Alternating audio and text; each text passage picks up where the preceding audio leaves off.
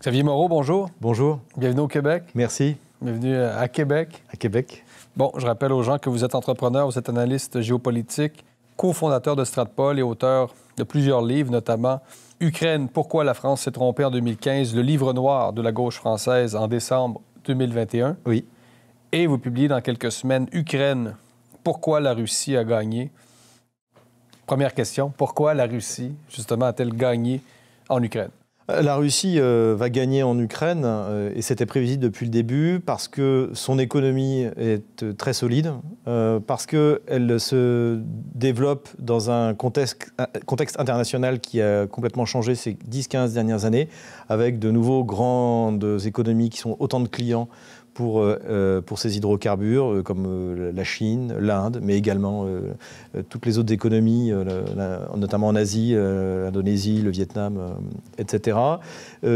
Aussi parce qu'elle a un complexe militaro-industriel quasiment unique au monde, qui lui permet de fournir massivement son armée dans tout type d'armes classiques, avec en plus quelques niches technologiques qu'elle est la seule à maîtriser, notamment dans le domaine de la guerre électronique, dans le domaine des missiles hypersoniques.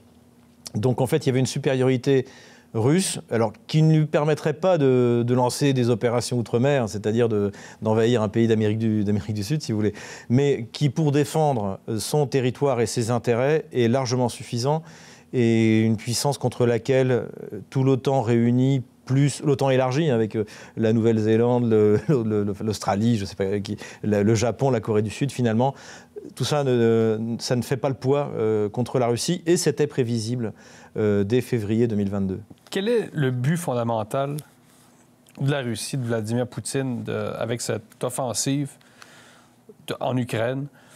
Plusieurs personnes ont dit que Poutine s'était trompé parce qu'il avait réussi finalement à refaire l'unité de l'OTAN. On parlait de mort cérébrale de l'OTAN. Vous vous rappelez, Macron avait évoqué cette formule.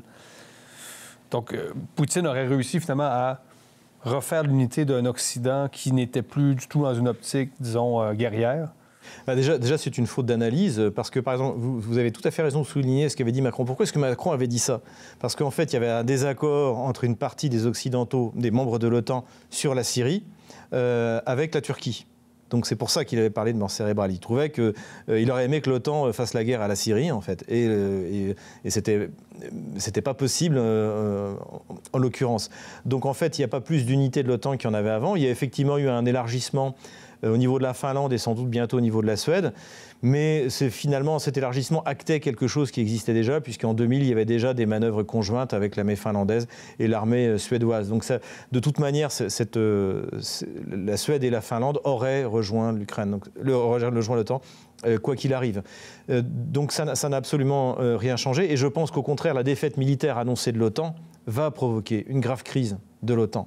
Parce que ça va montrer une chose que des observateurs, dont je fais partie, avaient fait le constat, c'est que l'OTAN est une puissance faible, une puissance pauvre, militairement. Et qu'en revanche, c'est un hégémon politique, c'est l'instrument de domination de Washington et de Londres, je dirais, sur ce que les Russes appellent l'Occident collectif, c'est-à-dire en gros Washington et les États esclaves. Et en fait, ça va être un combat qui a déjà commencé d'ailleurs ces dernières semaines de la part des élites de Washington, d'expliquer que c'est pas parce qu'on va perdre la guerre contre la Russie qu'il faut mettre fin à l'OTAN, puisque après tout, c'est aussi et avant tout un système politique de domination et que vous devriez être quand même bien content d'être les colonies de Washington. Donc je pense qu'au contraire, la crise en Ukraine risque de faire secouer l'hégémon otanien, donc c'est-à-dire de Washington sur le reste de l'Europe. Donc vous pensez que cette crise de l'OTAN peut être provoquée par la victoire d'en moins? En revanche, c'était pas le but. La destruction de l'OTAN n'était pas le but de... Destruction, bon, c'est peut-être un peu fort. L'affaiblissement de l'OTAN n'était pas le but de Vladimir Poutine. Vladimir Poutine avait deux buts. Il y a un but de sécurité. Donc, c'est-à-dire, c'est une question aussi de Vladimir Poutine l'a dit lui-même, il ne veut pas voir de missiles de l'OTAN à Kiev ou en Ukraine, il ne veut pas voir l'Ukraine rentrer dans l'OTAN. Donc, crise des missiles inversée, là. Voilà. Et donc, si vous voulez, si vous savez pourquoi la Russie a fait cette opération militaire spéciale ou cette guerre, moi ça ne me dérange pas de parler de guerre, il faut remonter à l'automne 2021, automne-hiver 2021, où Vladimir Poutine fait sa proposition de garantie de sécurité, où il dit je ne veux pas que les frontières de l'OTAN s'approchent du territoire russe. Donc il envoie une lettre, il envoie ça à Washington, il envoie ça à l'OTAN. La fameuse ligne rouge. Voilà, et en fait, on l'envoie balader. C'est directement passé à la broyeuse par Blinken. Donc à partir de là, plus avec la préparation de l'opération de Kiev contre le Donbass, qui avait commencé d'ailleurs début février, bien avant que les Russes rentrent sur le territoire ukrainien, les Russes n'avaient plus le choix que de prendre l'initiative, un peu comme les Français auraient dû le faire en 1936 après la remédialisation de la Rhénanie. C'est une guerre préventive, on peut le dire, et aussi pour protéger la population russe en Ukraine. Ça, c'est le deuxième objectif. C'est le deuxième objectif. Le Donbass, en particulier. Ouais, alors, à l'origine, c'était le Donbass, et puis finalement, ça s'est élargi. Parce que, autant Kiev était prêt, maintenant, ça a été démontré notamment par les proches de Zelensky, qui ont dit qu'ils étaient prêts à signer un accord. Et puis finalement, Boris Johnson a débarqué le 9 avril en Ukraine, à Kiev, en disant « on signe rien, on fait la guerre ». Donc, à partir du moment où la raison n'était plus au centre du rapport entre la Kiev et la Russie, eh bien, l'opération militaire spéciale a changé de dimension et d'objectif militaire. Et moi, je fais remonter ça en avril 2022, encore une fois, à partir du moment où les Russes voient que ça ne va pas s'arrêter là. Donc, il va falloir s'investir davantage dans la guerre. Plus la Russie va s'investir dans la guerre, plus les objectifs de l'opération vont s'agrandir. Et aujourd'hui, donc officiellement, constitutionnellement, la Russie a réunifié 4 régions, et je pense qu'il y en aura d'autres. Je pense que Kharkov, Dniepropetrovsk, ou plutôt Yekaterinoslav, qui était le nom russe, la région de Nikolaïev et la région d'Odessa, donc qui jouxte la Transnistrie, tout ça fait partie d'un projet de réunification russe. Vous pensez même que l'Ukraine pourrait perdre l'accès à la mer? Oui, je le pense aussi. Non seulement l'Ukraine, mais la Pologne. Si vous voulez, à terme, ce que vous pouvez voir, c'est que les grands projets géopolitiques nord-américains en Europe et polonais seront réduits à néant. Parce que le grand projet géopolitique de la Pologne, c'est l'initiative des Trois mers, donc c'est en mémoire de l'Empire du XVIIe siècle. Donc c'est rejoindre de la mer Baltique jusqu'à la mer Noire, et eux, ils ont même rajouté la mer Adriatique. Donc tout ce projet-là va passer à la trappe si les Russes, évidemment, prennent Odessa. Et si vous écoutez Vladimir Poutine, moi j'étais au club Valdai, on lui a posé la question, mais Odessa est une ville russe. Il a dit, oui, évidemment, Odessa est une ville russe, un petit peu juive également, puisqu'il y a toujours eu une grosse communauté juive à Odessa. Et il a raison, Odessa a été fondée par la Grande Catherine et le duc de Richelieu, un Français. Et c'est pas une ville ukrainienne, d'ailleurs, ça ne veut rien dire, étant donné la profondeur historique de l'Ukraine. Il n'y a pas grand-chose qui est ukrainien, en fait, en Ukraine. Oui, ça, c'est mal compris. C'est-à-dire que Piotr Tolstoï, dans une entrevue accordée à Anne-Laure Bonnel pour Libre Média à Moscou, disait que, pour lui, la guerre en Ukraine, c'est une guerre civile, du point de vue russe. Pour tous les Russes. Est-ce que vous partagez ce... Pour tous les Russes, c'est une guerre civile, et vous n'entendrez jamais, au grand jamais, un Russe se réjouir de morts ukrainiens, par exemple. Ça n'arrive jamais. Alors que vous regardez du côté ukrainien, vous avez des moments de haine anti-russe.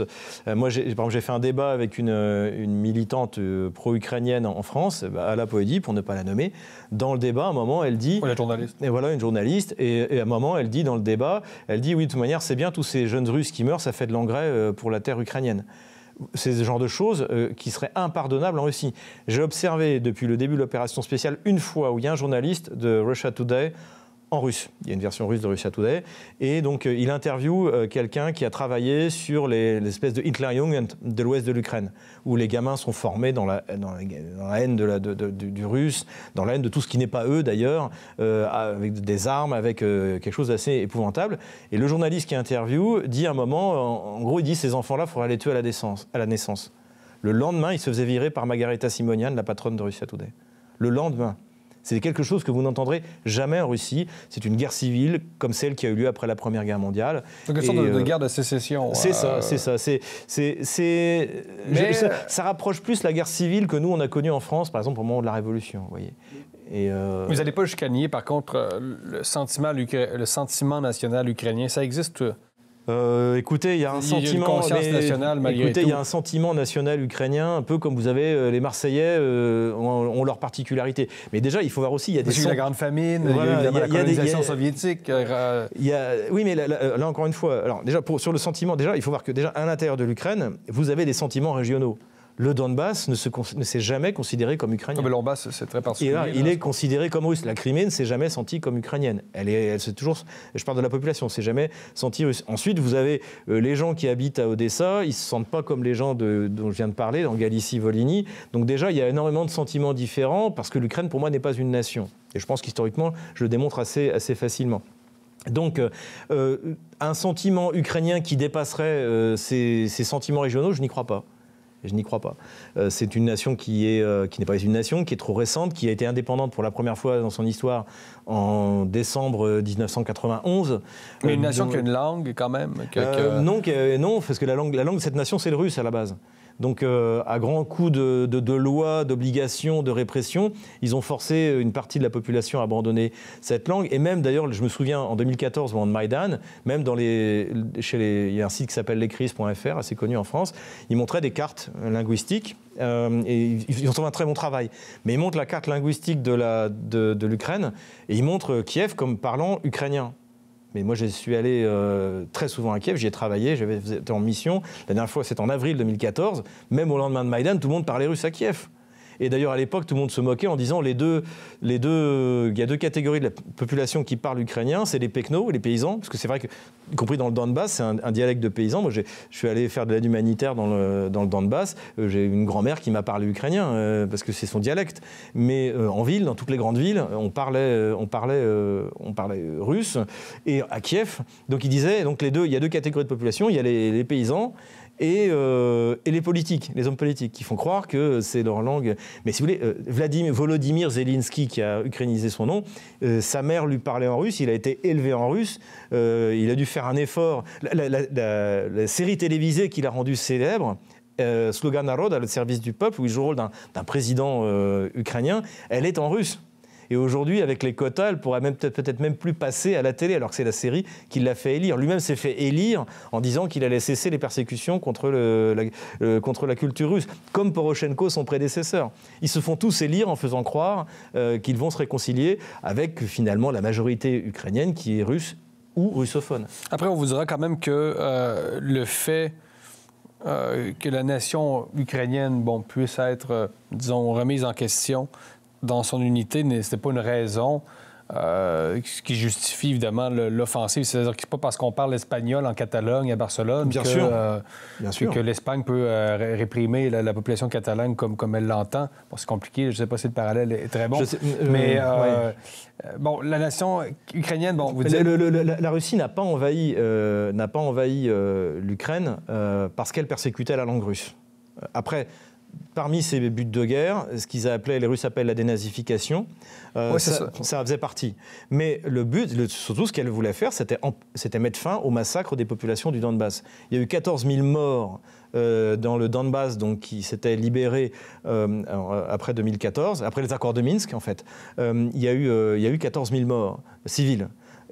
Et une opération d'épuration ethnique, ce que les Ukrainiens appellent eux-mêmes la solution croate, en faisant allusion à l'épuration de la Krajina serbe en 95, juillet 95. Voilà. C'est quelque chose qui a été revendiqué dès le début par les élites kieviennes.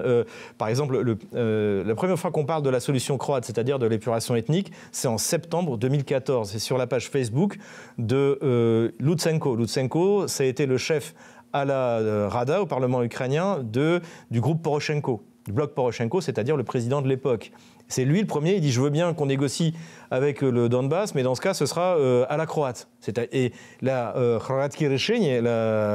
la solution croate, c'est-à-dire l'épuration ethnique des territoires russes, comme les Croates ont épuré ethniquement la Krajina serbe, qui était serbe depuis des siècles, eh bien, c'est la solution qui était donnée. Et c'est ce qu'ils s'apprêtaient à faire en février 2022, si les Russes n'étaient pas intervenus. C'est ce qu'ils avaient commencé à faire.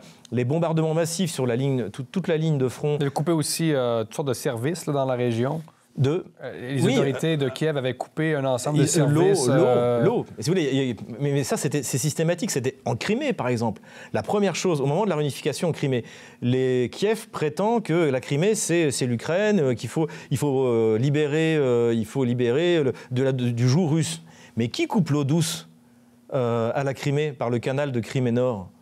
ce sont les Kieviens dès 2014. Et vous avez entendu un gouvernement occidental protester en disant, attendez, si c'est votre peuple qui est en Crimée, pourquoi vous lui coupez... Parce qu'on parle beaucoup de Gaza, où Israël les Ukrainiens ont fait exactement la même chose. Et celui qui a fait... Gaza ils ont coupé effectivement l'eau douce. Alors après, la Russie a construit des tuyaux pour ramener l'eau de sa partie du territoire. Ils ont foré, trouvé de l'eau dans les nappes phréatiques. Enfin, il y a eu tout un travail d'infrastructure.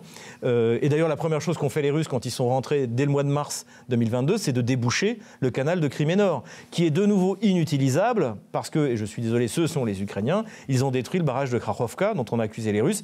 Pourquoi est-ce que les Russes auraient détruit un barrage qui fait baisser le niveau de l'eau, ce qui fait que de nouveau le canal de Crimée Nord, qui permettait d'approvisionner la Crimée en eau douce, est vide. Il ne fonctionne plus. Donc, et ce qui est intéressant aussi, c'est que puisque c'est intéressant qu'on parle de ça, parce que qui a organisé ce blocus de l'eau ? C'est les mouvements radicaux tatars. Et aujourd'hui, un de ceux qui a organisé ça, il s'appelle Umerov, et aujourd'hui il vient d'être nommé ministre de la Défense du gouvernement ukrainien. Et donc on a choisi les plus radicaux aujourd'hui, c'est un islamiste, un tatar radical islamiste, un gouléniste, si vous connaissez un peu, donc le rival d'Erdogan, qui a voulu putcher Erdogan, un ancien allié. Il a été élevé dans les écoles financées par Goulen, et c'est un islamiste qui est aujourd'hui ministre de la Défense en Ukraine, qui avait organisé le blocus de l'eau en 2014 contre les habitants de Crimée. Donc la dénazification de l'Ukraine, pour vous, c'est pas seulement un élément de discours, de propagande, c'était vraiment une sorte de nécessité. Je pense. Alors moi, j'aime pas le terme dénazification, parce qu'en fait, tout le monde se traite de nazi. Je ne sais pas comment c'est au Québec ou au Canada, mais si vous voulez, la réduction d'Hitlerum, c'est quelque chose. Alors au début, moi, j'utilisais ce terme, micronazi. C'est quand même tout un ensemble de termes qui sont choisis par le Kremlin. Vous dites opération spéciale, on pourrait dire guerre. Parce qu'en Russie, vous ne faites pas la différence. Personne ne se traite de nazi en Russie. Parce qu'il y a quand même un consensus sur le fait qu'on a vaincu. Mais ça peut arriver. Au Canada, quand même, on a applaudi quand même un ex-soldat nazi. J'ai vu. Ça arrive que dans certains cas, on peut parler de nazi. Là, là, pour le coup, c'est difficile d'appeler ça autrement. Ouais, mais moi, je préfère appeler ça le bandérisme. Mais oui, il y a une sorte de surenchère de la nazification. Voilà, donc comme ça ne veut plus rien dire, et puis que je veux forcer les gens à faire un effort d'histoire, moi, je parle de bandérisme. Si vous voulez, je vais vous donner un exemple. L'Ukraine s'est développée après l'indépendance, donc en janvier 92, chaque région qui n'avait rien à voir avec l'autre. Donc dans l'ouest de l'Ukraine, qui avait collaboré avec Bandera, dont vient la personne qui a été applaudie au Parlement canadien, donc la Galicie et la Volhynie. Eux, ils avaient depuis longtemps leur avenue Stepan Bandera, leur place Chouchkevitch, l'école Melnik, donc tous ces collaborateurs nazis. Là-dessus, c'était... Mais après tout, le reste de l'Ukraine s'en moquait. À Kiev, ils étaient sur une position plutôt neutre avec les héros de la Grande Guerre patriotique.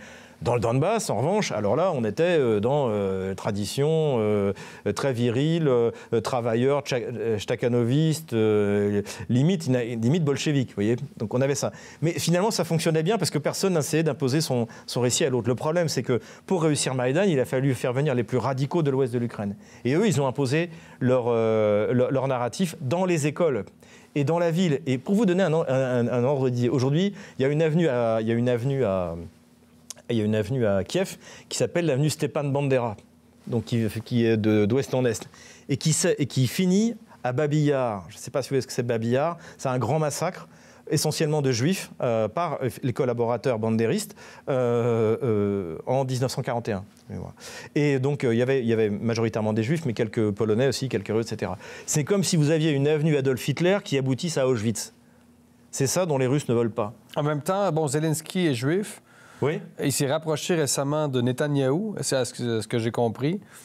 Donc, il y a une sorte d'alliance. Et même aussi, les élus américains font une sorte d'association, c'est-à-dire appuyer l'Ukraine, c'est appuyer Israël contre le totalitarisme. Bon, c'est une sorte de... C'est la vision que nous a vendue Joe Biden. Non, ce qu'il faut dire, c'est que déjà, il y a des nuances aussi il y a une partie des élites d'origine juive en Ukraine, et notamment, il y a une bonne partie de l'oligarchie. Le parrain de Zelensky, c'est Kolomoïski, mais ce n'est pas le seul. Et qui est Kolomoïski, c'est un oligarque. Ce qu'on appelle un oligarque, c'est des personnes les plus riches et les plus puissantes. C'est lui c'est sa chaîne de télé qui a promu Zelensky, qui a financé son programme, donc où il joue le rôle d'un. C'est intéressant aussi, on peut en parler. Sluga Naroda, le service du peuple. C'est une série télévisée qui démarre en novembre 2019. En novembre 2016, pardon. C'est l'histoire d'un professeur d'histoire ukrainien. Donc la série est en russe, qui un jour, devant la corruption généralisée dans tout le système, pardonnez-moi l'expression, pète un plomb et fait un discours qui est enregistré, il croit être tout seul et finalement il est enregistré par ses élèves qui passent ça sur les réseaux sociaux. Ça fait un tabac et il dit puisque comme ça je me présente à la présidentielle. Et puis il oublie. Et donc le premier épisode, c'est le SBU qui arrive, les services de sécurité, il ouvre la porte, il a peur, il dit qu'est-ce que j'ai fait ? Il dit monsieur le président, votre voiture vous attend. Et donc pendant 2 ans, donc il y a les séries de Sluga Naroda qui continuent et qui font de Zelensky le président sympa qui parle russe, qui est pour un discours de réconciliation avec la Russie, ce sera d'ailleurs dans son programme. Et le dernier épisode, c'est mars 2019. En avril 2019, la saison suivante, c'est l'élection de Zelensky. C'est-à-dire, au niveau de la manipulation des foules, vous avez une confusion totale entre... Vous dites que, Zelensky a en quelque sorte joué son propre rôle avant. Le dernier épisode de Sluga Naroda, service du peuple, c'est mars 2019. Il est élu en avril 2019. Donc évidemment, ça, on n'a jamais eu cette info en Occident. Son parti s'appelle, tout est vérifiable sur Internet, il est encore en ligne, Sluga Naroda. Son parti s'appelle Sluga Naroda, le service du peuple. Et comme en France, Emmanuel Macron, EM En Marche. Lui, le mouvement, ça s'appelle Zelensky. Il y a une manipulation du peuple ukrainien qui est incroyable. Et surtout, son programme est pro-russe. Parce que son personnage, pas pro-russe, mais russophile, pas hostile. Parce que son personnage est comme ça, parce que la série est en russe. Personne ne s'imagine que Zelensky... Son propre rôle, mais en version russophile. C'est ça. Donc, et c'est ça qui le fait élire, parce qu'en fait, ce qui fait peur au système ukrainien, à la fin de l'élection du mandat de Poroshenko, c'est qu'en fait, les forces pro-russes reprennent, parce que finalement c'est une catastrophe économique, etc. Mais donc le système a peur de l'élection d'un candidat qui soit... donc ils le créent eux-mêmes. Et c'est pour ça qu'il est élu. Il est élu sur un programme de réconciliation entre la partie ukrainienne et la partie russe. Il arrive au pouvoir et il fait exactement le contraire de ce pourquoi il a été élu, exactement comme son prédécesseur, Poroshenko, qui avant d'être élu, le soir de son intronisation devant où il prête serment devant la Douma, Poroshenko dit pareil, en 3 mois je ferai la paix avec la Russie. Pourquoi il dit ça ? Parce qu'il a les législatives qui arrivent. Et il sait que si jamais il tient un discours russophobe, il risque de ne pas avoir la majorité. Donc il tient le discours et aussitôt qu'il a la majorité, il démarre les lois anti-russes. Donc c'est une espèce de... Pardon, j'ai un peu dérivé. Oui, parce qu'on parlait de la judéité, c'est-à-dire que... Oui, alors voilà, donc effectivement, une partie de l'oligarchie ukrainienne et juive, mais pas que. Le plus puissant, le plus de confession ou de culturellement... Ouais, c'est ça, cela dit, il est vrai que par exemple, Kolomoïski, donc le parrain de Zelensky, il a construit la plus grande synagogue d'Europe dans la ville qu'il contrôlait, qui était Dniepropetrovsk. Et il a été nommé gouverneur au lendemain de Maïdan. On disait que Maïdan, c'était contre l'oligarchie. Au lendemain de Maïdan, pour organiser la répression dans toute l'Ukraine de l'Est, ce sont les oligarques qui sont mis à la tête des régions. La répression et lui, il était nommé gouverneur. Des russophones. Il a été nommé gouverneur de la région de Dnepropetrovsk. Et c'est lui qui a fait une répression sanglante de toute la rébellion dans la région de Dnepropetrovsk. Et donc ces gens-là, et en plus ils connaissent bien les Occidentaux, ils savent que pour nous la question juive est extrêmement sensible dès que vous y touchez. Et donc ils financent les organisations juives internationales, etc., etc. Mais je peux vous dire que moi j'ai des contacts notamment à Odessa, il y a des juifs qui ont peur de la suite et qui se disent en fait quand ce qu'ils appellent les nationalistes, donc les bandéristes, vont perdre la guerre, ils iront se venger.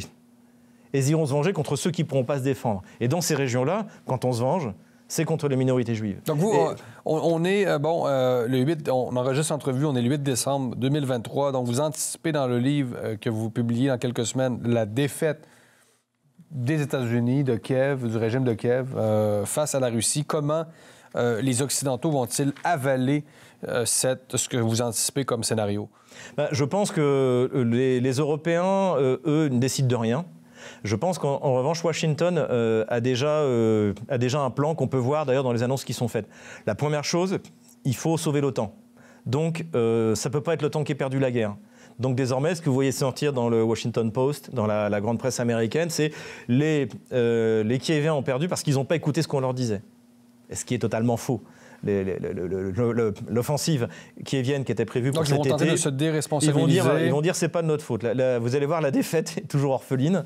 Et donc ils vont dire, en fait, l'OTAN c'est super, ça marche très bien, mais comme les Kieviens sont nuls et qu'ils nous ont pas écoutés, c'est pour ça qu'ils ont perdu. Première chose, sauver l'OTAN tant que ce soit possible militairement pour ne pas perdre l'OTAN en tant qu'instrument politique de l'hégémonie de Washington. Ça, c'est la première chose à faire. La deuxième chose à faire, Washington a gagné, pas contre la Russie, mais contre l'Europe, contre l'économie européenne. En imposant à l'Europe de prendre des sanctions contre l'énergie russe, ça a multiplié par 4 le prix du gaz. Nord Stream, là. Voilà. Les Russes sont allés vendre leur énergie avec une ristourne. C'est une défaite qui est partielle là, des États-Unis. Là.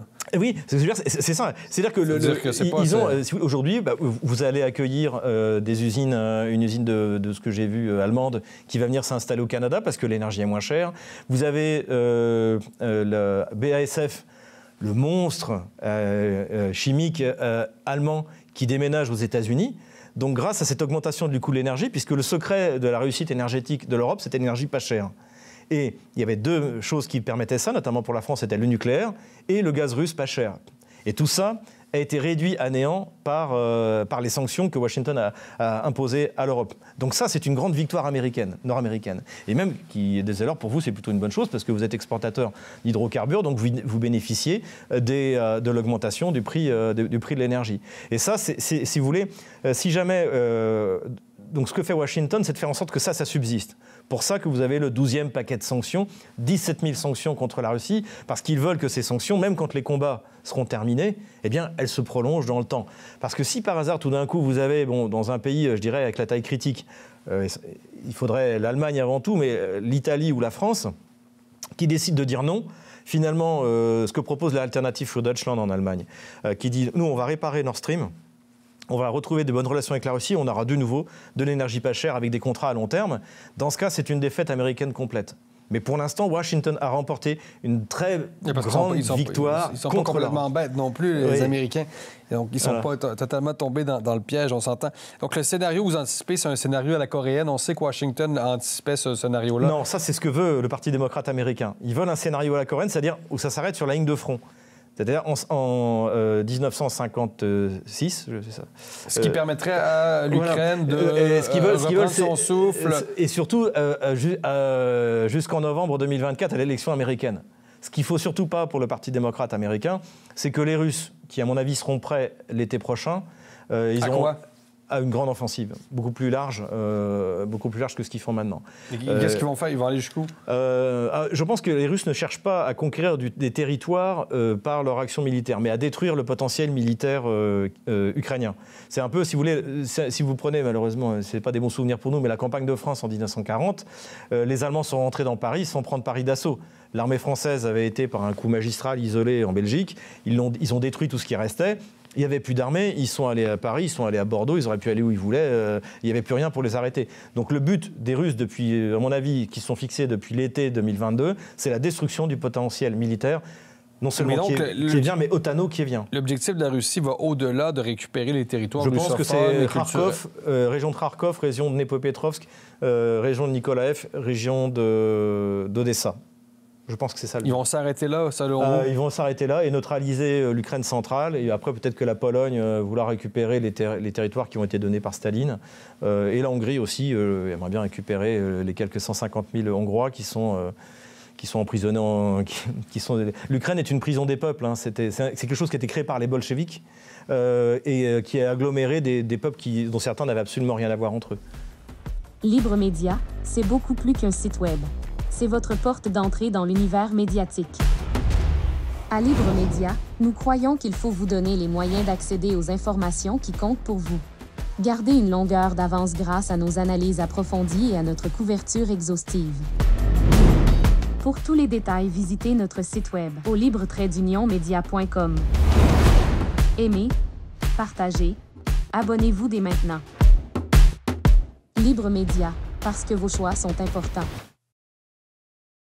J'aimerais qu'on revienne sur Prigojine, l'épisode Prigojine. Donc, qu'est-ce qui s'est passé finalement? Je sais, au début, on a réagi à froid. Bon, certains ont dit que c'est une mascarade, c'est un coup monté, c'est Poutine qui est magistral.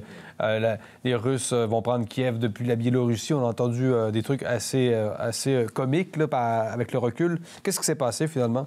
Là-dessus, je ne me suis pas trop trompé, puisque le jour où c'est arrivé, j'ai fait un tweet vers 11h midi, heure de Moscou, et j'ai dit ça va se terminer comme le putsch des généraux à Alger. Donc, c'est-à-dire pour la guerre d'Algérie. C'est ce que vous avez dit chez André Berkoff, non? C'est ce que le lendemain, donc André Berkoff m'a appelé. Parce que, effectivement, Alger, ça a duré 4 jours. Prigojine, ça a duré même pas une journée. Donc, le soir même, l'affaire était réglée. Donc, c'était un coup dur pour le moral de la population, qui, je pense, a blessé Poutine, parce qu'il faisait confiance à Prigojine. Donc, c'était pas une bonne affaire. La Russie s'en serait extrêmement bien passée. Le seul point positif, c'est que ça a montré aux Occidentaux qui espéraient l'écroulement du régime de l'intérieur, c'est notamment une idée complètement fantaisiste qui avait été vendue par la Pologne. Mais on a assisté à tout un spectacle quand même cette fin de semaine-là. Oui, en fait, pour revenir un peu à l'origine de ça, la Russie se trouve... à partir de 2000, après les accords de Minsk, la Russie, dans les accords de Minsk, il y a un point qui dit que les armées étrangères doivent quitter l'Ukraine.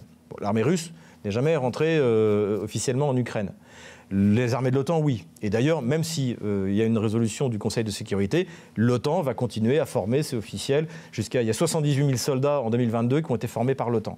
Donc l'OTAN ne respecte pas les accords de Minsk, ne respecte pas cette imposition des armées. Voilà. Mais la Russie, elle, doit continuer à aider les minorités du Donbass. Et donc, effectivement, il y a tout un réseau de volontaires qui se met en place.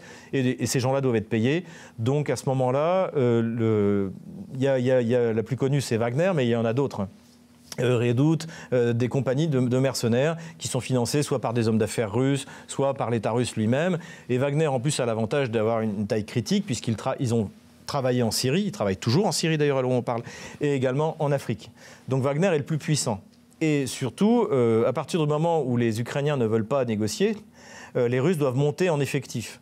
Il y a la mobilisation donc, qui a lieu à l'automne 2022, et en attendant, il faut bien faire quelque chose. Et Wagner attire énormément de volontaires. On s'était présenté à tort comme uniquement des repris de justice, etc. Non, c'est fou. Ouais, pour l'image de la Russie, c'est catastrophique, non? Parce que c'est des bandits, c'est un peu comme si l'État mexicain emploierait des cartels. C'est-à-dire, vous savez, c'est l'idée initiale de la Légion étrangère. C'est incroyable. C'est l'idée initiale de la Légion étrangère. C'est de donner une seconde chance à des repris de justice. Mais tout le monde n'est pas accepté d'ailleurs. Déjà, il faut avoir un niveau physique. Donc, il y a un âge, un niveau physique. Et ensuite, c'est ultra minoritaire chez Wagner. L'essentiel de Wagner, et moi j'en ai rencontré, ce sont des anciens militaires. Simplement, qui aiment bien l'esprit de corps franc de Wagner, cette discipline de fer. Contrairement à ce qu'on dit, c'est pas du tout des pauvres mecs qu'on envoie. Il y a une discipline de fer. J'ai entendu des rumeurs de gens sérieux qui me disent l'alcoolisme, par exemple, qui est strictement interdit dans l'armée russe, contrairement à ce qu'on nous explique, c'est puni de mort chez Wagner. Il y a eu des gens qui ont été fusillés, pour l'exemple. Donc Prigojine lui-même n'était pas un alcoolique? À Prigojine, je ne sais pas. Prigojine, je m'interroge. On s'est presque demandé si le type était pas parti à Moscou après une cuite. Écoutez, des mortuis ni si bonum, des morts. Parce que l'histoire est faite de trucs c'est ce que Poutine a laissé entendre ça, sous-entendu ça à Valdai. Mais de toute manière, Prigojine n'était pas un chef militaire. C'était pas lui le chef militaire. Les chefs militaires, d'ailleurs, aujourd'hui, Poutine a confié Wagner, ce qui reste de Wagner, à un colonel du GRU, si je me souviens bien, et qui lui était déjà un chef militaire de Wagner. Prigojine, c'était l'homme d'affaires qui a créé un écosystème autour de Wagner, notamment pour les opérations en Afrique, puisque Wagner sert en Afrique, c'est pas gratuit. C'est les États africains, donc ils ne vont pas être virés par un virement SWIFT, vous imaginez bien. Donc il a fallu créer tout un écosystème pour que, par exemple, je ne sais pas, tel pays dans lequel travaille Wagner, ils ont des diamants, donc on vous paye en diamants, et Prigojine, c'était la lessiveuse, si vous voulez. Donc le rôle de Prigojine était fondamental du point de vue du fonctionnement de Wagner, du point de vue du fonctionnement économique de Wagner. Mais ce n'est pas du tout, lui, un chef militaire. En revanche, il était charismatique et il a pris une place... Charismatique, enfin... il avait... vous allez voir ce que je veux dire. En fait, si vous voulez, il y a plein de Russes qui considèrent que ça ne va pas assez vite, depuis le début. Pourquoi, et aujourd'hui, il y en a qui disent, pourquoi est-ce qu'on ne peut pas faire à Kiev ce que les Israéliens ont fait à Gaza? Voilà. Et Pourquoi ? Parce que Poutine considère que Kiev c'est une ville russe et que jamais il va raser Kiev comme les Israéliens rasent Gaza. Voilà la réponse. Mais il y en a qui pensent on s'en fout, tant pis, on construira après. Pourquoi est-ce qu'on n'y va pas aussi fort ? Donc il y a ce discours-là en Russie. Voilà. Et donc ce discours du genre le commandement n'est pas compétent, Poutine etc. est pressurisé par des extrémistes. L'opposition, les communistes et les nationalistes qui sont la véritable opposition parlementaire en Russie, ils disent on vous avait dit qu'il fallait y aller en 2014, on vous avait dit qu'il fallait y aller en 2015, pourquoi là on n'y va pas plus fort ? Pourquoi est-ce qu'on peut mobiliser 26 millions d'hommes ? Pourquoi est-ce qu'on ne mobilise pas pendant la guerre patriotique, etc. Aujourd'hui, la véritable opposition à Poutine, c'est pourquoi est-ce qu'on y va aussi cool ? Vous êtes en train de me dire que Poutine est vu comme un mou. C'est un modéré. Par certaines franges de l'opposition. Écoutez, moi j'ai participé à des débats à la télé russe, quand notamment on annonçait que les léopards arrivaient, il y en avait un qui disait ils vont envoyer il y a 2000 léopards disponibles, les Ukrainiens vont avoir 2000 léopards. Il racontait un peu n'importe quoi. Il faut qu'on se prépare, grande guerre patriotique. Il y en a pour lequel le modèle c'est la grande guerre patriotique, la mobilisation en masse, l'économie de guerre qui n'est pas du tout le cas actuellement, etc. Donc cette opposition était là. Et donc au début de l'opération militaire spéciale, celui qui a incarné un peu la voix de ceux qui critiquaient le commandement, c'était Ramzan Kadyrov, qui a été un peu la voix de ceux qui n'étaient pas d'accord. Ramzan Kadyrov, c'est le chef de la République de Tchétchénie. Okay. Donc qui est puis un peu la voix des musulmans. Vladimir Poutine vient de l'emmener en Arabie Saoudite, on l'a vu se congratuler avec Mohamed Ben Salman. Donc c'est un peu et d'ailleurs les Tchétchènes se sont montrés sous un jour auquel les Russes ne s'attendaient pas du tout. Et les Occidentaux non plus, qui avaient sous-estimé la solidité de la société russe, en estimant que par exemple l'islam pourrait être un moyen de déstabiliser. En fait, ils ont vu au contraire les Tchétchènes monter à l'assaut de Mariupol, des lignes bandéristes, en criant on comprend mal la dimension impériale. Exactement. C'est pas un État-nation, exactement. Là. Alors, elle se voudrait maintenant en train de se transformer en État-nation, mais c'est vrai que c'est un empire, donc il y a des populations, des territoires. Des autochtones. Des autochtones, et qui ont trouvé, et notamment les Tchétchènes ont trouvé à ce moment-là leur place. C'est vraiment cette guerre aura eu un effet extrêmement bénéfique pour la place. L'estime désormais que la population russe porte aux Tchétchènes et au chef, au leader. Non seulement Ramzan Kadyrov, qui est assez connu, mais également, à mon avis, quelqu'un qui pourrait très bien prendre sa place quand il voudra partir. Mais c'était mal perçu quand même, le recours aux Tchétchènes par toute la gauche laïque française qui disait, voyons, on envoie des islamistes à Kiev, en Ukraine. C'est pas un critère de décision de la manière de ce que la gauche, notamment française, va en penser. Vladimir Poutine, il s'en moque. Je me doute bien, ce qu'il voit, c'est qu'en fait, cette opération spéciale a mis fin au processus de réconciliation entre les Russes et les Tchétchènes qui a été démarré par Poutine avec le père de Ramzan Kadyrov, Ahmad. Le nom des forces de Kadyrov, c'est Ahmad.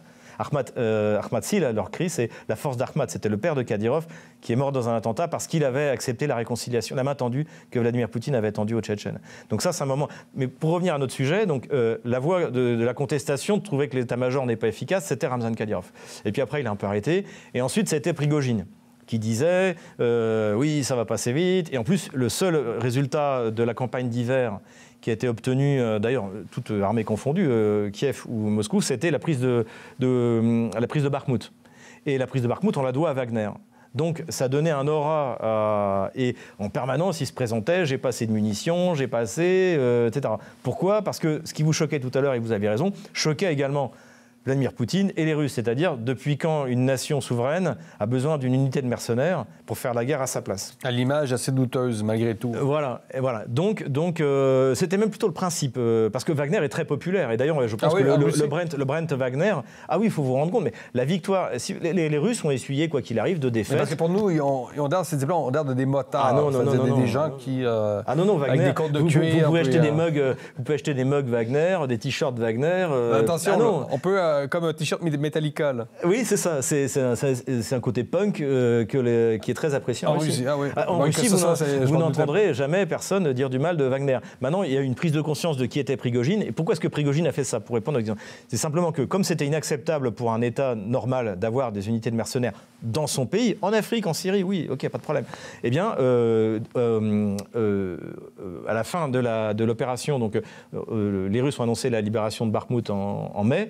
Le ministère de la Défense a fait savoir à Prigojine que c'était terminé. Et Poutine l'a dit, désormais toutes les unités de mercenaires seront intégrées dans l'armée russe, parce que déjà les soldats doivent bénéficier du soutien social, etc. Et ça, Prigojine ne le voulait pas. Et Prigojine, c'est un Saint-Pétersbourgeois, et c'est un homme des années 90. Et c'est-à-dire, c'est quelqu'un qui pense que, comme à l'époque de Yeltsin, le conseiller de Yeltsin s'appelait Berezovsky, il a fait virer le Premier ministre Primakov, qui était un type très bien. Il peut choisir le ministre de la Défense à la place du président. Et Prigojine s'est cru dans les années 90. Et là, il n'a pas compris à qui il avait affaire.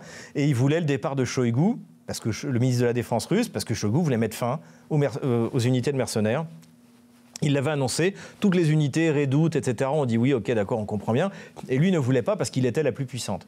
Et donc il a fait ce coup, il a convaincu, d'ailleurs à mon avis, il a manipulé une partie de son staff, et il a fait ce coup en espérant que Poutine accède à sa demande en voyant les troupes de Wagner approcher. Seulement Poutine, lui, a fait ce qu'a fait le général de Gaulle. Voilà, la légitimité, c'est moi. Et donc, tous les autres ceux qui ne respectent pas ma légitimité sont des traîtres. Et ça s'est arrêté quelques heures après. Parce que Prigojine... Quelques heures, mais après, l'hélicoptère qui a été... il y a plus qu'un hélicoptère. Il y a eu plus de pertes dans l'opération de Prigojine en 24 heures aériennes que dans toute l'offensive ukrainienne pendant 5 mois. C'est pour ça que... Donc, Prigojine a été liquidé par... Je pense pas. Non. Moi, malgré ce qu'a dit Vladimir Poutine, je pense qu'il a été liquidé par les services secrets occidentaux, qui ont sans doute sous-traité ça des Ukrainiens. Complotiste, on va dire. Non, mais après, toutes les explications sont complotistes sur celle-là. Et c'est une hypothèse, mais cela dit, j'en écarte aucune. J'écarte celle de Poutine. Ouais. Oui, parce que c'est pas le genre de Poutine. Poutine, si jamais il veut vous avoir... Il vous condamne, vous êtes devant les tribunaux, il vous met la misère devant la population entière. C'est comme ça que fonctionne Poutine. Le droit, c'est un homme de droit, la dictature de la loi, c'est lui, c'est son terme, la dictature de la loi, quand il arrive au pouvoir par rapport à l'anarchie yeltsinienne. En revanche, au début, ce que je croyais, c'était peut-être un règlement de compte des militaires, en disant mon petit bonhomme, tu as tué 11 pilotes et personnel d'équipage. Comme je vous l'ai dit, il y a eu plus de pertes aériennes en 24 heures qu'en 5 mois d'opération d'offensive ukrainienne, tu vas nous le payer. L'autre, maintenant, il y a la théorie, c'est que c'est une fête dans l'avion qui a mal tourné. Bon, j'ai du mal à y croire. En revanche, ce qui me paraît assez convaincant, c'est... L'hypothèse de l'accident est ridicule, on s'entend. Ça a été évoqué, j'ai quand même du mal à y croire. Mais encore une fois, moi, j'attends... Vous savez, des coïncidences quand même j'attends le rapport. Impossible. J'attends le rapport du parquet russe, du comité d'enquête. On peut se fier à ces données. On verra. Conclusion de... On verra, mais déjà on saura si c'est un accident ou si c'est un engin explosif. Donc, et ça va finir par sortir. Mais vous pensez qu'on va donner la vérité à ce moment-là? Je sais pas. Je dirais ce que j'en pense. Je suis pas dans le secret des dieux. Moi, dans la mesure où Prigojine revenait d'Afrique, où il avait fait le tour de tous les clients de Wagner pour les rassurer en leur disant « vous inquiétez pas, tout continue, etc. » Mais on s'entend, c'est quelqu'un qui était devenu gênant, qui avait remis en question directement le pouvoir de Vladimir Poutine malgré tout. Oui, mais il avait été pardonné. Pardonné, oui, mais qu'est-ce que ça veut dire en Russie? Pour Vladimir Poutine, ça veut dire quelque chose. Je vous citais l'exemple de Akhmat Kadyrov, le père de Ramzan. Il s'est battu contre les Russes en 95-96. C'était le grand moufti de Tchétchénie. Il s'est battu contre les Russes. Poutine lui tend la main en 99 en disant vous vous faites manipuler, regardez, c'est même pas des Tchétchènes qui se battent, c'est tous les terroristes islamistes que l'Occident nous envoie. Arrêtons ça, c'est pas bon pour la Tchétchénie, et nous on va reconstruire la Tchétchénie. Et aujourd'hui vous allez à Grozny, c'est une ville magnifique, qui a été complètement, il n'y a plus qu'une trace de la guerre, et la Tchétchénie est un membre à part entière de la Fédération de Russie, et qui en plus aujourd'hui a gagné ses lettres de noblesse. Et Poutine a tenu sa parole vis-à-vis d'Akhmat Kadyrov. Non seulement vis-à-vis d'Akhmat Kadyrov, mais vis-à-vis de son fils Ramzan. Quand Akhmat c'est en 2004, a été assassiné dans l'attentat, il est allé voir son fils, il lui a dit il faut qu'on continue comme ça, il ne faut pas qu'on se fasse la guerre. Et la force de Poutine, c'est que sa parole, chacun de ses mots, vaut quelque chose. Vous voulez dire qu'en Russie, il y a encore une sorte de code d'honneur un peu moyenâgeux qu'on comprend mal ici? Je pense, alors pas partout, mais à l'époque des années 90, non. Mais quand c'est Poutine qui vous le dit, vous pouvez le croire. Et donc je ne vois pas qu'il aurait mis en cause 24 ans où sa parole vaut de l'or en promettant... En plus, si vous voulez, il faut voir une chose, c'est que quand Prigojine est assassiné... Vous êtes assassiné. Oui, moi je pense qu'il est assassiné par les services secrets occidentaux, je pense, parce qu'il gênait en Afrique, précisément. Donc quand Prigojine est assassiné, ou en tout cas meurt un mois après, tout le monde est déjà passé à autre chose. Il ne faut pas croire que l'affaire Prigojine, elle a duré plus de 15 jours. L'opinion publique russe, elle est un peu comme toutes les opinions publiques. Et surtout, le problème de Prigojine à l'époque, c'est que pendant toute la période de Bakhmout, il expliquait qu'il était le seul à être capable de se battre. Le problème, c'est qu'à partir du début juin, on voit que l'armée russe résiste magistralement. Donc l'offensive ukrainienne démarre le 4 juin. Et immédiatement, c'est une catastrophe. Les chars allemands, américains, les Bradley, ça brûle dans tous les sens, sur toute la plaine. Il y a de la ferraille calcinée partout. Et donc, tout d'un coup, le poids de Prigojine baisse. Et surtout qu'en plus, c'est après la prise de Bakhmout, qui a coûté quand même cher à Wagner et qui a été extrêmement éprouvante pour ses soldats, eh bien, ils sont retirés du front. Et donc, ils sont mis sur l'arrière pour se reconstituer. Et le problème, c'est que Prigojine, là, est en situation de faiblesse. Ses troupes ne sont plus sur le front. La Russie entière voit que l'armée russe se bat très très bien, y compris sans Wagner, et il sait qu'il va perdre de son influence. Donc je pense qu'à un moment, il déraille, peut-être à cause de la drogue et de l'alcool. Parce qu'il y en a l'air, là. Il paraît que les perquisitions à Saint-Pétersbourg, à son siège, ils ont trouvé des montagnes de cash, de la drogue, de l'alcool, voilà. En même temps, c'est un corps franc. Hein. C'est pour ça que dans un État, c'est inadmissible de devoir faire la guerre avec un corps. C'est pour ça que d'ailleurs que le ministère de la Défense russe n'en voulait pas. Moi, encore une fois, j'ai participé à des débats où il y avait un général à la retraite russe qui était horrifié par Wagner en disant c'est inadmissible, on ne devrait pas voir ça, quelle honte. Il avait raison. Même si les Wagnerites... c'est pour l'image à l'international. Même à l'intérieur. C'était pas terrible, je pense. Mais les Wagnerites sont considérés comme des héros. Les combattants de Wagner, en Russie, sont considérés comme des héros et ont été réintégrés dans l'armée russe. Donc, vous anticipez une victoire de la Russie, mais vous dites que c'est pas fini. Il va y avoir une offensive russe qui va venir vraiment...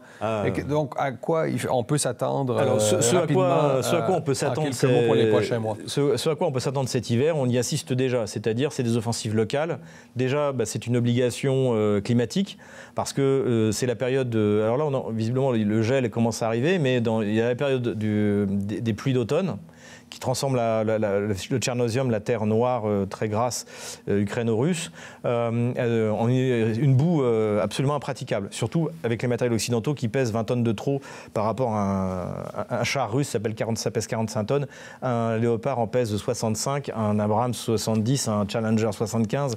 C'est absolument délirant de déployer des armes, ça c'est un autre sujet, mais bref. Donc c'est très dur de manœuvrer dans ces... et moi je suis allé sur la ligne de front à quelques reprises, j'ai vu des soldats rentrer à cette période-là, début décembre, j'y étais il y a un an, ils avaient des boules de boue autour des jambes comme ça. Et là, vous n'y allez pas avec des chaussures bien cirées de militaires, vous y allez avec des grandes bottes de jardinage qui vous remontent jusqu'au-dessus du genou, parce que c'est impraticable. Donc c'est impraticable pour tout le monde. Mais on peut combattre en ville. Parce qu'il n'y a pas donc c'est pour ça d'ailleurs que Bakhmout était la seule opération qui a été menée, parce que c'était en ville et qu'on pouvait continuer à avancer. Donc je pense que ce à quoi on va assister, c'est ce que font les Russes maintenant, c'est-à-dire plein de petites offensives localisées, Avdiivka, Kupiansk, je pense bientôt Seversk, donc qui sont sur des points clés du front, et surtout pour attirer les réserves ukrainiennes, comme ils ont attiré les réserves ukrainiennes au moment de Bakhmout. Le principal rôle de Bakhmout, c'était ce qu'avait dit Prigojine le 29 novembre 2022, c'était le hachoir à viande. C'était pas joli comme terme, mais c'était en fait, ils savaient très bien que les Ukrainiens ne peuvent pas se permettre de perdre une ville à cause du narratif de communication, on va tout gagner, etc. Donc ils ont envoyé toute une partie des forces qui étaient prévues pour l'offensive d'été, ils les ont envoyés se faire étrayer par l'artillerie russe et la puissance de feu russe à Bakhmout. Et là, c'est ce à quoi on assiste maintenant à Avdiivka, c'est ce à quoi on assiste sur toute la ligne de front. Donc je pense que... Et aussi, il y a un moment important, c'est l'élection présidentielle en mars 2024 de Vladimir Poutine, qui a annoncé sa candidature hier. Et donc, si la Russie lançait une grande offensive, il y aurait des pertes importantes. Une offensive comme ça, on l'a vu du côté ukrainien, c'est une véritable catastrophe. Donc, il n'y aura pas de grand... Et surtout qu'il manque encore des briques dans le système de bataille russe. Les systèmes de contre-batterie, il y a des lacunes que les Russes sont en train de combler, mais tous les matériels ne sont pas encore arrivés. Mais en plus, il y a près de 500 000 hommes qui se sont portés volontaires dans l'armée russe, qui doivent être formés, ça prendra au moins 6 mois. Donc je pense qu'en juin 2024, l'armée russe va arriver à son zénith. Il ne manquera rien. Les munitions auront été accumulées pour faire un feu d'enfer sur toute la ligne de front. Et donc en attendant, ce qu'on va faire, on va faire plein de petits Bakhmout sur la ligne de front, en attirant les réserves ukrainiennes et en les détruisant au fur et à mesure qu'elles arrivent. Voilà ce que je verrais. Et je pense aussi que j'exclus pas que Vladimir Poutine veuille donner un petit coup de main à Donald Trump en mettant une énorme défaite à l'armée ukrainienne 3 mois avant l'élection américaine. Et c'est pour ça que, pour revenir à ce que vous disiez tout à l'heure, l'idée de geler le front à la nord-coréenne, à la sud-coréenne, c'était, si vous voulez, quand ça arrive, c'est en 1956, je crois, c'est parce que la Chine et l'Union soviétique qui soutiennent la Corée du Nord sont épuisés, l'Amérique qui soutient la Corée du Sud est épuisée, et donc les sponsors disent aux deux armées, bon, on arrête là parce que ça suffit, 38e parallèle, je crois, et on s'arrête là. Mais là, la Russie, elle s'échauffe seulement. Oui, l'Occident, l'OTAN, ils sont épuisés. Ils peuvent pas produire de munitions. Ils n'ont plus de chars à envoyer. Ils n'ont plus rien. Donc il y a une vision aussi de long terme. Oui. Donc les Russes, eux, ils s'échauffent seulement. Leur complexe militaro-industriel, là, maintenant, tourne à plein régime. Ils sont en train de rééquiper complètement leur armée. Il y a des nouveaux matériels, comme je vous parlais des canons, la Koalitia, qui s'appelle Koalitia, qui va permettre d'avoir une contre-batterie supérieure à celle de l'armée ukrainienne, fournie par les Occidentaux. Et vous voudriez qu'ils s'arrêtent maintenant sur un front gelé ? Au-delà de la technique, du matériel, vous dites la Russie a une vision beaucoup plus à long terme. Là. Les Russes, quoi qu'il arrive, le temps s'écoule plus vite en Amérique. Vous parliez du député Piotr Tolstoï, donc vice-président de la Douma. Je lui ai posé la question.